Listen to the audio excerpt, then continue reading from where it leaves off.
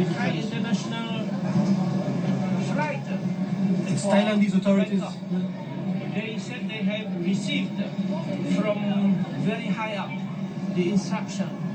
not to allow me to board. What are you going to do? I'm very shocked. I'm very disappointed. I have to go back to Cambodia. My people are waiting for me. How do you explain it? This must be Hun Sen, Cambodian dictator, who was asked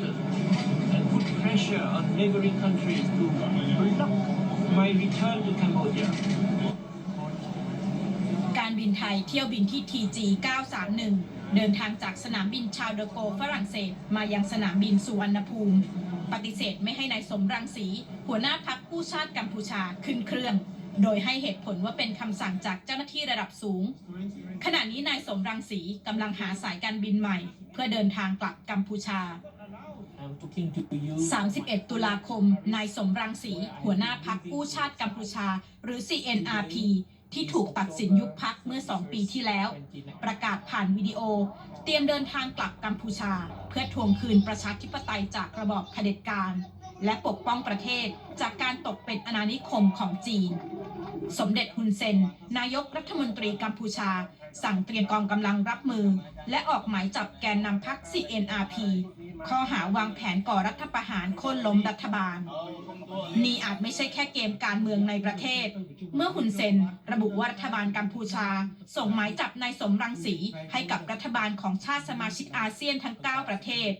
และเสริมกำลังเจ้าหน้าที่ฝ่ายความมั่นคงบริเวณจุดผ่านแดนถาวรปอยเปตย้อนไประหว่างการประชุมสุดยอดผู้นำอาเซียน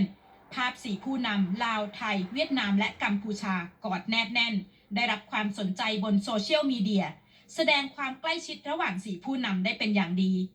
พลเอกประยุทธ์จันทร์โอชานายกรัฐมนตรีแถลงเมื่อวานนี้ต่อแผนการเดินทางมาไทยของนายสมรังสีผู้นำฝ่ายค้านกัมพูชา